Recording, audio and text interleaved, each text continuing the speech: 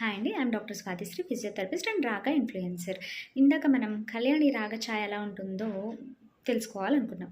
కళ్యాణి రాగఛాయ ఎలా ఉంటుందంటే అండి, సరే గ మ ప ద ని సా సా ని ద ప మ గ రి సా. కళ్యాణి రాగంలో ఉన్న మూవీ కంపోజిషన్స్ ఏంటంటే, దొరకునా ఇటువంటి సేవ నీ పద రాజీవముల చేరు నిర్వాణ. ఒకటి, శృతి నీవు గతి నీవు ఈ నా కృతి నీవు భారతి. మనసా తుళ్ళి పడకే